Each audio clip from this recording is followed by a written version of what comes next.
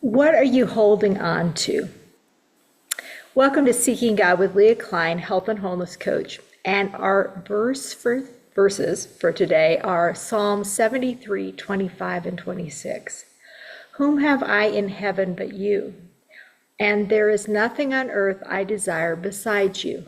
My flesh and my heart may fail, but God is the strength of my heart and my portion forever.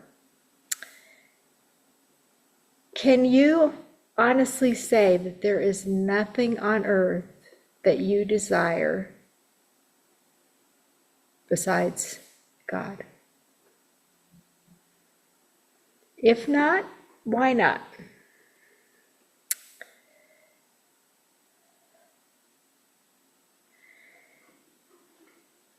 Because reality is, and it's something we all struggle with, anytime we are desiring something more than we're desiring God, we are making an idol out of that thing. And it's not that we can't have desires and we can't enjoy things. It's about how much of that is our focus. How much are we invested in that? In the Western world, we don't go around, bowing down to little carven images. But there's a lot of things in our lives that we treat with too much regard, shall we say. TV, things on TV.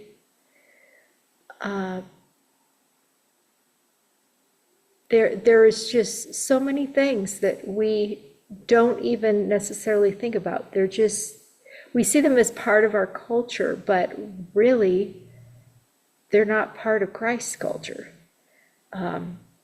They're part of the world's culture. And it's not that we never watch TV, we never go to a movie, though anymore they're few and far between that are worth it. But you have to go, is any of this really worth it? Is any of this worth more to you than spending time with God? And the second question is, if it is, then I'm going to question the quality of your relationship with God. And I'm not saying that I haven't been there and there haven't been moments where quiet time was a little dry. And I'm going, what did I get out of that? But we all have those moments. But we have to ask God, what is it you want to say to me? What is it you want me to get from this? When we're spending time with Him, because we want to thirst, we want to desire a greater relationship with Him. And if we don't, that is not a good position to be in, because usually it means we're trying to fill ourselves up with other things that aren't meant to fill us up and won't ultimately satisfy us. Because as our verse kind of punchline is that God is your strength. He gives you the strength to do what He wants you to do. Not necessarily do what you want to do, but to do what He wants you to do. And He is your inheritance. Whatever we may have in this world, and we're grateful to God for those, because those come from Him. But ultimately, nothing has greater value than spending time with God and your relationship with Him. And that is why it's so important to spend quality time with him and sometimes go on a retreat, spend one-on-one time with him in his creation and deepen that relationship. You're going to spend eternity with him. Don't you think you might want to get to know him first? That's where the joy is. That's where the anticipation of heaven builds. When things aren't always great in this world, but you look forward to more time with him and an even better creation in the next. My call for you today is to ask God to strengthen your heart and remind you that he is your inheritance.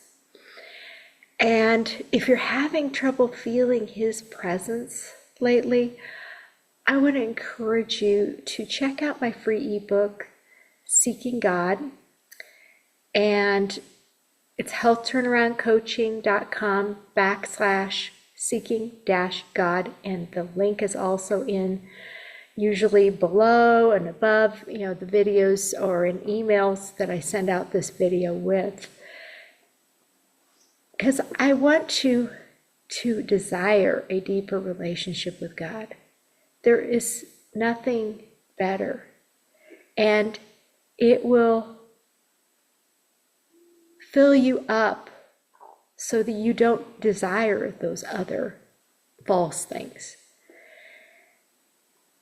And so you can actually say with the psalmist, whom have I in heaven but you? And there is nothing I desire on earth besides you. So I want to wrap up our time today with Amazing Grace, the original. And if you don't know this already, I'd be very surprised. So I expect you to sing along. Amazing grace, how sweet the sound that saved a wretch like me. I once was lost, but now am found, was blind, but now I see. 'Twas grace that taught my heart to fear, and grace my fears relieved. How precious did that grace appear the hour I first believed. The Lord has promised good to me.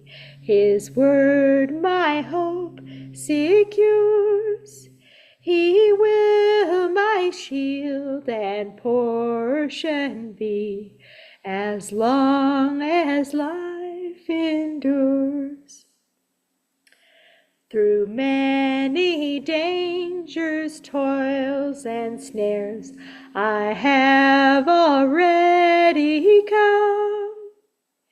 'Tis grace that brought me safe thus far, and grace will lead me home. When we've been there 10,000 years, bright shining as the sun, we've no less days to sing God's praise than when we first begun. I will see you next week with another verse. See you then.